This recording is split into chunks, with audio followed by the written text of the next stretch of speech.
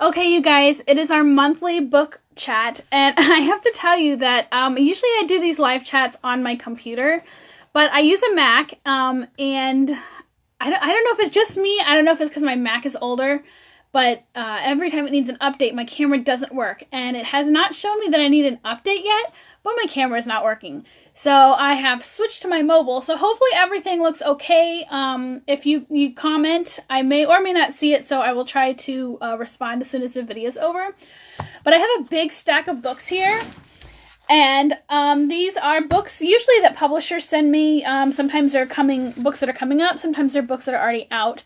But I'm really excited about these books this month. And so I want to share with you the first book that I was sent. It's coming out October 23rd. So this is a book you're going to want to buy. And it's a youth book written by a husband and a wife team, which is really cool. So they both wrote this book. And this book is called Secret Scouts and the Lost Leonardo. Okay, this is one of the best books I have read in a while. And I'm not even going to kid you. I read this book. And the second I got to the very end, I literally threw this book on the couch and I said, I need to have the next book. It is so good. And if you look on the Secret Scouts Facebook page, they actually have a book trailer that goes with this book that's coming out in the end of October. And it's insane. It looks like it is already a full-blown movie, but it's really just a book trailer. So I'm betting you guys anything by next year that this is probably going to have a movie deal. It is so good. So this is a fiction book. But what's really cool about this book is that it completely ties in things in history that actually happened. So the premise of this book is these kids here. You can kind of see it's got like a Goonies or Stranger Things feel to it.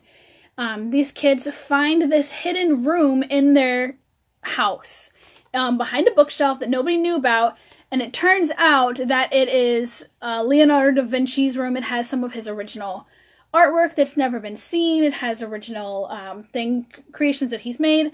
And so they come across this mysterious room. They don't know who it is, but they think it looks really old. So they're carrying around these books everywhere.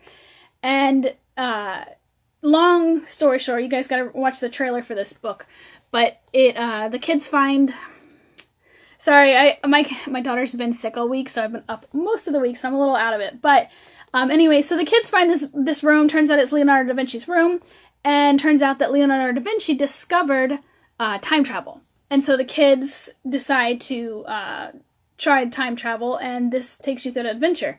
So what I was saying is there are real things in history today that are woven into this book as some fiction and some not. So I actually had to go, while I was reading this book, and Google and look up, did this really happen?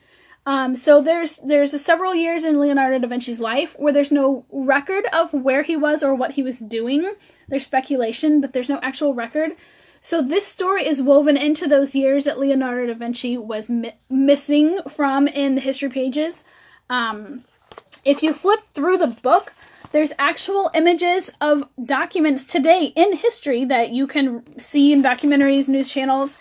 And it weaves in, like this one here that I showed you is a codex by Leonardo da Vinci that was sold at an auction to Bill Gates for $30 million. So this codex in real life was actually tied into the book. And throughout, there are different sketches from Leonardo da Vinci. I'm trying to find another one here for you guys. Here is another one of his paintings.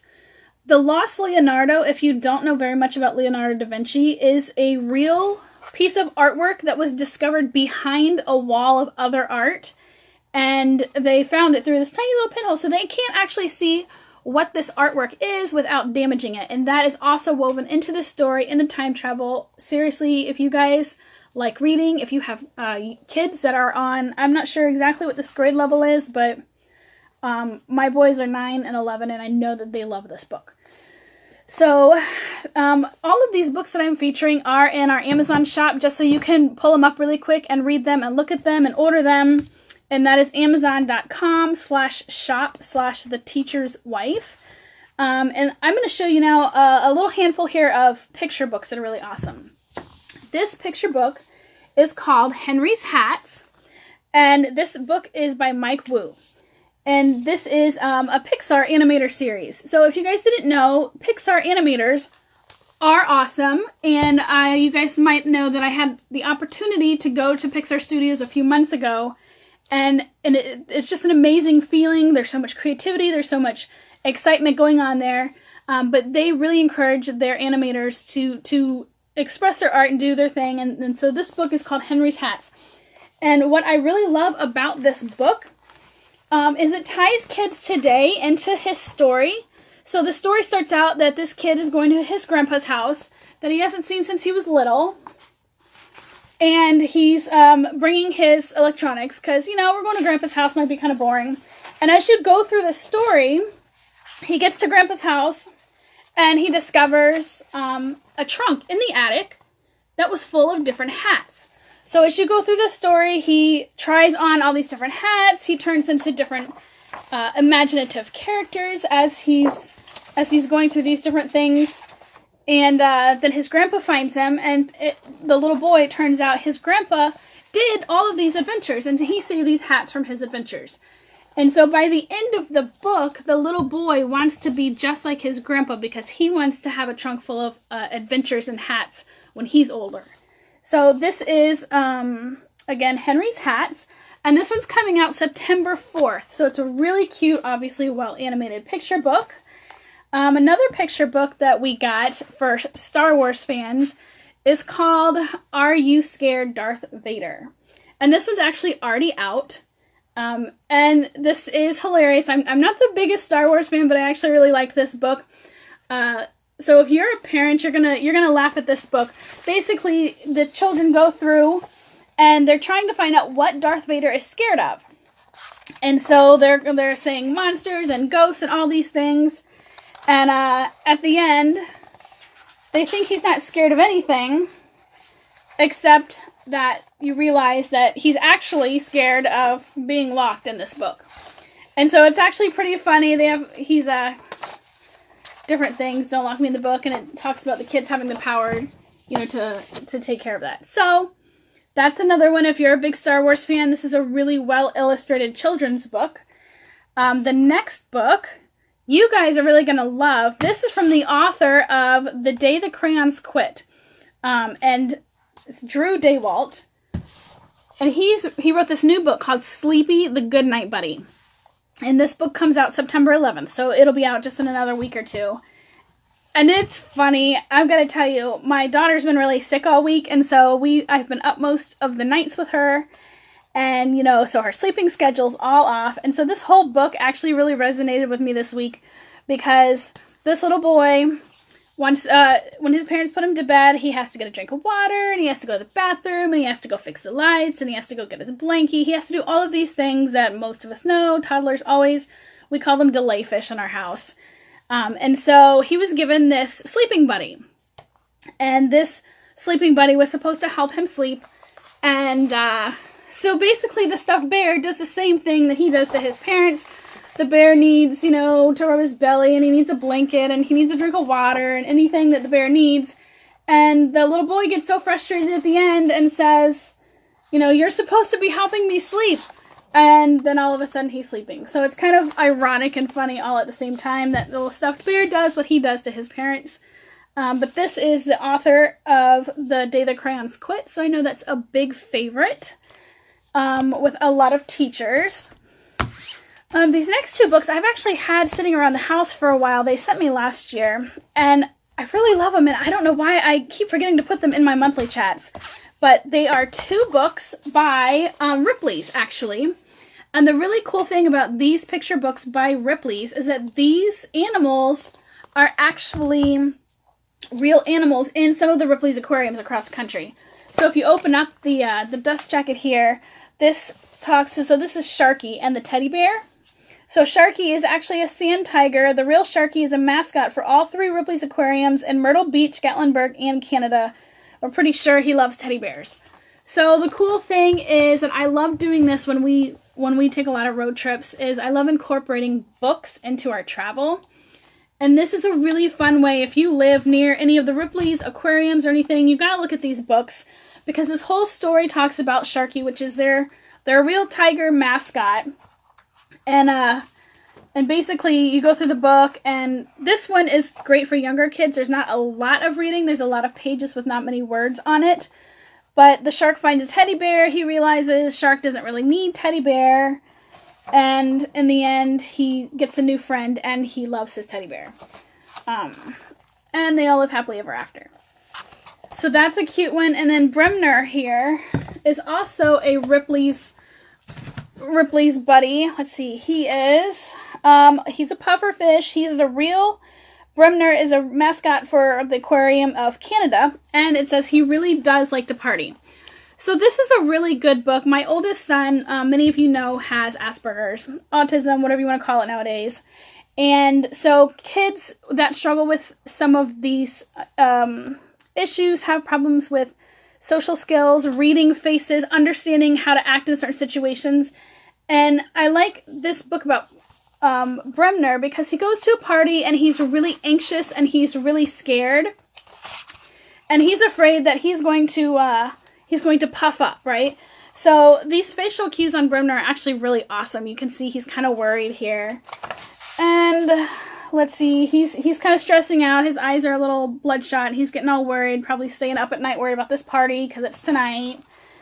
And he's worried about all these different scenarios that could happen at the party. And let's see here. He's worried about not having any friends. He's worried he'll be nervous. I'm getting there. So his big fear is he hopes he doesn't puff up, right? Because puffer fish puff up when they get scared or defensive. And, so he goes into the party, telling himself not to puff up. And he gets there, and what happens? He totally puffs up. But by the end of the story, it wasn't a big deal, and he had a lot of fun anyway. So this is a really fun book for kids, especially kids that get anxious, trying to read facial expressions. Bremner's really good with that. And of course, since we love Ripley's every year, Ripley's always has a bunch of new books, and I feature them because we love them so much. This has been a huge help for my boys and for kids at school when they are just really not into reading. Ripley's books are always, always awesome because there's all sorts of really weird and gross and crazy, but very cool and awesome things in these Ripley's books. And what my son always loves about Ripley's books is that their stories, make sure when I'm actually flashing pictures of you guys here, there's little stories like this in the boxes on the side. So the kids can read these in small increments about this, and this small story will tell the whole thing. So my middle son actually has a processing disorder. So when he reads full picture books, sometimes it kind of overwhelms him and he just can't seem to follow it. So he loves Ripley's because he can read and read and read about so many things, but they're in these small, some of the small stories on the side that he can read about. And of course there's, oodles of pictures of all sorts of things. So this is the new Ripley's, believe it or not, it's A Century of Strange. So this is their new book coming out. All right, so let's see here. Oh, wait, one more Ripley's book for the babies that you don't like chewing on your pages. We actually have had this one for a year or two. This is their Ripley's Oddphabet board book. And my daughter loves it because, she's learning her letters right now, and there's these crazy, here's a donkey made of spaghetti and a cat on a skateboard. So this is just a great board book for crazy, wacky, imaginative stories and for learning letters. And then there's a couple other things I was going to show you that we have enjoyed. My kids range from ages 3 to 11. And my husband has taught in elementary school for, oh man, I don't even know now, 11 years? Don't quote me on that one. But there's a couple books that all three of my children have enjoyed over the span of the last decade. And some of these are, your Ripley's, your board books. These are the kind of books that we read at our house. Obviously, as my boys get older, the Secret Scouts is really awesome. But we have these books that we've collected over the years. And I've got it in the Amazon thing. If you're just checking in, it's amazon.com/shop/theteacherswife. It's made by Top That Kids. One was bought from Grandma as a gift, and then one we found at a yard sale. But they have different themes, and all of these They're all magnetic. So this is the letter one, and then you pop this open. I'm not going to do it because they will all fall out. And the kids can move the magnetic tiles on every page of the book. So my kids have loved these over the year, and they're not that expensive. I think they're like around $10 maybe less. You can see I've got all sorts of stuff here, but these are some of the magnets, and they stick to every page. This is the animals one. We have one upstairs. There's different habitats.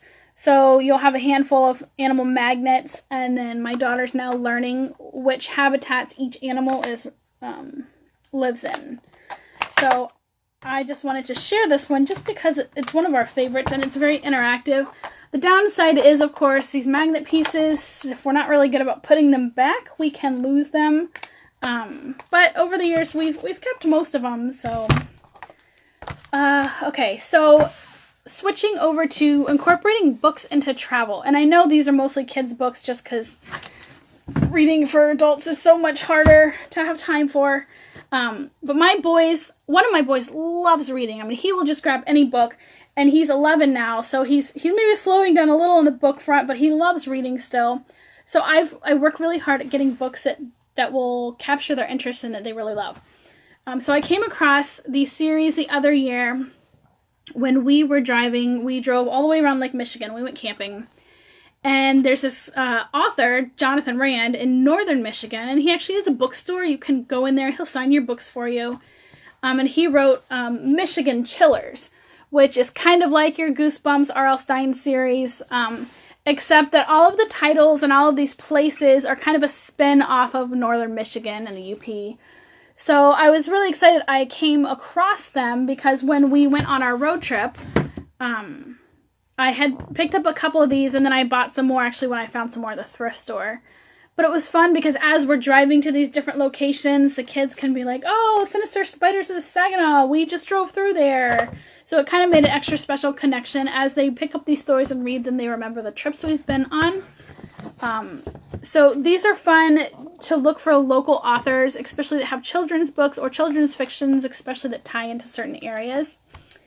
I'm almost done. I got my last children's books here. Another thing that we do on road trips is books for kids about where we're going. So like this is the Kids Guide to Orlando. There's all sorts of ones out there that kids can read, different quirky facts, different fun things to do in the area. Highlights also has this Which Way series of different states and across the U.S. And so you can go through and learn about, Hall of Fame and different attractions that they have and different animals that are in those states and areas. So there's a ton of things, but that is my not so quick recap of all of these books. Again, you can find these on Amazon.com/shop/theteacherswife. Leave me a comment, send me a picture of the books you're reading or your kids love. I mean, resources are awesome to have out there, so I'd love to see more. Actually, there's one more book series I forgot because my phone is sitting on them, so I'm going to try to move this without making it too crazy for you guys. So, next summer, we'll stop shaking here in just a second. Next summer, we are taking a massive road trip. So we've been saving for this road trip for 6 years. And my husband and I got engaged and got married on Route 66. So we always wanted to drive across Route 66 together with the kids. And so we planned that for next summer. That's our big road trip. We're going to drive across Route 66 and all the way up the Pacific Coast Highway. Tent camping, of course, because it's cheaper. We've been saving all of our travel rewards and funds and everything for 6 years now. We've dedicated, so we're building up for that. But my whole theme around this road trip for the kids, because we're driving about 7,000 miles, it's a really huge road trip, is choose your own adventure. So if you want to follow that, over the next year, it's going to be hashtag choose your own adventures, kind of how I'm documenting it. But I've been stocking up on choose your own adventure books, which you guys know are really popular, and they're not that expensive for these book sets. I think I paid $10 for this book set of 4, and we will be taking these on our road trip as we go across the country next year. And so I'm actually theming our entire road trip around choose your own adventure, not the content of the book specifically, but just the idea that the kids actually will get to choose where we go in the country and what we're doing every day at different points on the road trip. So that's kind of a fun spin off of a popular book series that we're incorporating into our actual vacation and family memories. So, all right, that is it. So if you're just hopping on, hi, thanks for joining in. Scroll back through. I have some really awesome books for you guys. Again, all the links are on my Amazon shop. Leave me a comment. I'd be happy to talk about any of the books in there. And you guys can always contact me. I love hearing from you. So you guys have an awesome weekend, and I will talk to you guys later. Bye.